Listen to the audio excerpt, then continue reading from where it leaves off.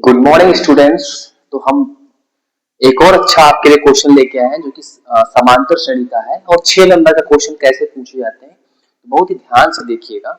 ठीक है, तो क्वेश्चन हम पढ़ते हैं। क्वेश्चन कह रहा है कि किसी समांतर श्रेणी का प्रथम पद 5 है।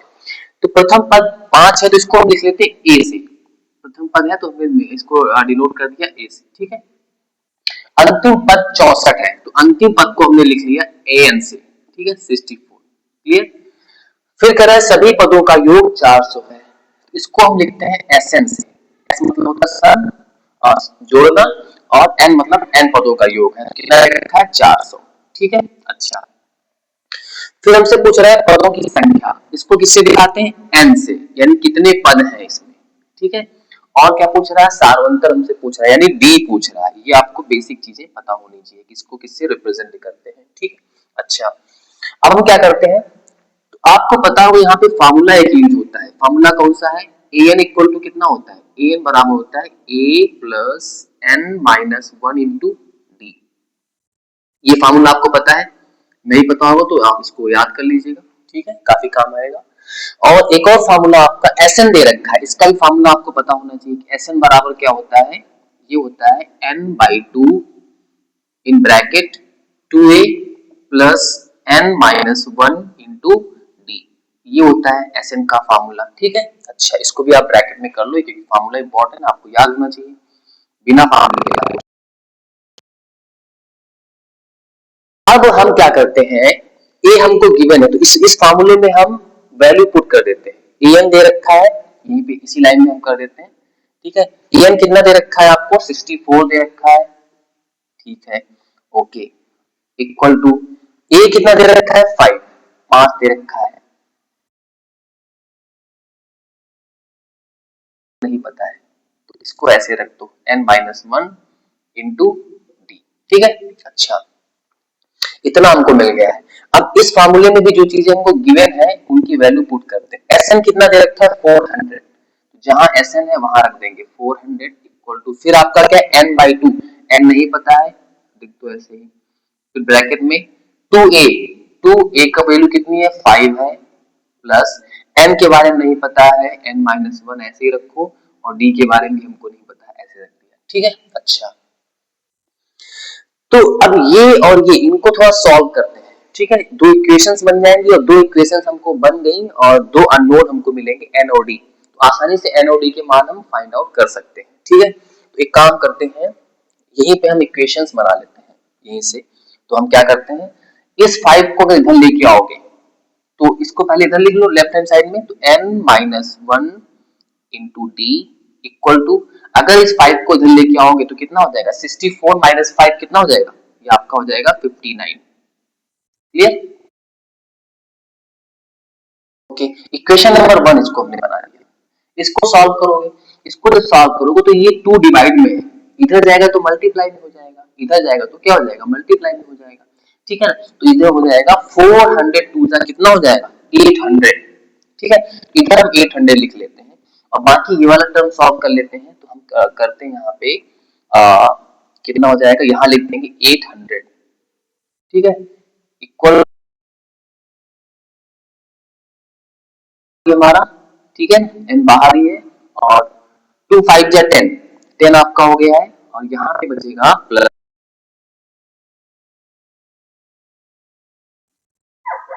एन माइनस वन और कितना बचा है डी, ये बचा है। ठीक है, equal to 800। Equation number 1, equation number 2, equation number 2 इसको हम बना देते हैं। ठीक है ना, इक्वेशन नंबर 2 इसको लिख देते हैं। क्लियर, अच्छा। अब एक काम करते हैं, हमको दो मान निकालने हैं, एन का निकालना है और डी का निकालना है। ठीक है, एक काम कुछ हमको दिख रहा है यहाँ पे n minus one into d equal to कितना है 59 है। यहाँ भी दिख रहा है हमको n minus one into d. तो अगर ये जो दिख रहा है यहाँ पे हम क्या 59 रख सकते हैं। अगर हमने यहाँ पे 59 रख दिया तो हमको n का मान फाइंड आउट हो जाएगा। अब n का मान मिल गया तो n का मान निकाल के किसी में रख दो, आपको d का मिल जाएगा। ठीक है, तो पुट करते हैं, तो यहाँ पे लिख देते हैं, यहाँ पे लिखेंगे n minus one into d equal to 59 का मान का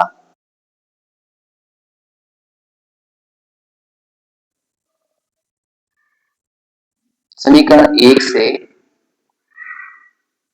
से उठाकर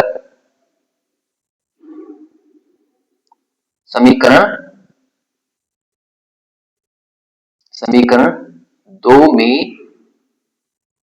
रखने पर ठीक है, रखो। तो n है उसमें कुछ नहीं करेंगे, n है जहां n minus one into D है वहां पे लिख देंगे क्या 59, क्या लिख देंगे 59, और ये किसके इक्वल टू है, ये इक्वल टू है आपका 800 के। ठीक है, क्लियर। अच्छा, तो यहां से क्या हुआ 59 प्लस 10 कितना हो गया, ये आपका हो गया 69, यानी कि आपका आ गया 69 n इक्वल टू कितना हो गया 800 हो गया। ठीक है, तो यहां से n का मान कितना आ जाएगा, ये आपका आ जाएगा 800 डिवाइड बाई 69। ठीक है, क्लियर। अच्छा, ये हमको n का मान आ गया। ठीक है, इतना आ गया। अब हमको साफ साफ समझ में आ रहा है कि 800 को हम डिवाइड करेंगे 69 से, तो कुछ ना कुछ वैल्यू जो आएगी, क्योंकि वो डिवाइड ही नहीं होगा, पूरा पूरा डिवाइड नहीं होगा। ठीक है ना, और अगर आएगा तो कुछ पॉइंट्स में आएगा। ठीक है, मतलब ये नेचुरल नंबर में नहीं, जबकि हमें क्या पता होगा, यहाँ पे कॉन्सेप्ट ये यूज होगा कि जो n का मान होगा वो एक नेचुरल नंबर होना चाहिए। नेचुरल नंबर मतलब 1 2 3 4 5 6 7 8 इस तरीके से, मतलब पूर्ण संख्या आनी चाहिए, वो भी पॉजिटिव है। सवाल देखो, किसी समांतर श्रेणी का प्रथम पद दे रखा है 5, अंतिम पद 64 दे रखा है और सभी पदों का योगफल 64 है। पदों की संख्या, तो पदों की संख्या 1.5 थोड़ी ना हो सकती है, 7.70.9 थोड़ी ना हो सकता है।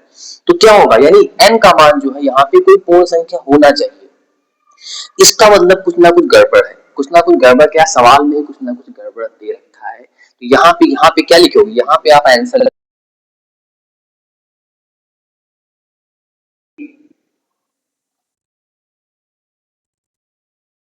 प्रश्न में n का मान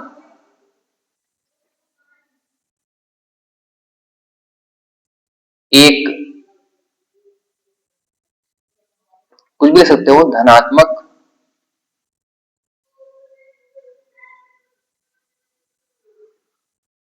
धनात्मक तो है, लेकिन बस वही पूर्ण संख्या नहीं आ रहा, इसको काट दो। यहाँ पे लिख देंगे हम, यहाँ पे लिखेंगे कि n का मान पूर्ण संख्या या फिर प्राकृतिक संख्या नहीं है, n का मान एक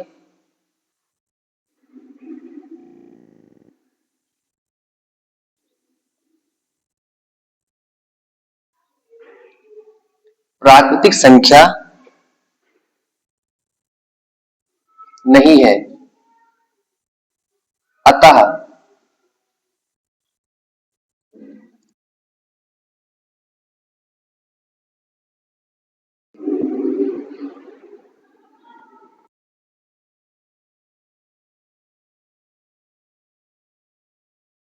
से बोर्ड एग्जाम वाले पूछ सकते हैं कि आप तो उम्मीद करो कि n का मान कुछ ना कुछ आएगा, तो आपको लग रहा होगा सवाल मुझे लगता है हमसे गलत हो गया है। ऐसा नहीं, ये सवाल ही गलत दे रखा है, क्योंकि n का मान क्या आना चाहिए, प्राकृतिक संख्या। तो इससे भी हमें अवेयर होना है कि सवाल हो सकता है कि जानबूझ के वो ऐसे सवाल पुट कर देते, ताकि हम जानना चाहते हैं कि ये सवाल क्वेश्चन जो बच्चा है वो समझ पाए कि नहीं करेगा, इसको हल कर पाए कि नहीं हल कर पाएगा। ठीक है, तो इस तरीके से आपको एग्जाम में करना है, 6 नंबर का क्वेश्चन। ठीक है, अगर आपको ये वीडियो पसंद आ रहा हो, आपको हेल्प हो रही है, तो अपने दोस्तों को शेयर करो, ताकि उनको भी इस टाइप की चीजें समझ में आए, उनको भी बोर्ड एग्जाम में अच्छे परसेंटेज उनके पास भी आ पाए। ठीक है, तो अभी के लिए थैंक यू, मिलते हैं नेक्स्ट वीडियो।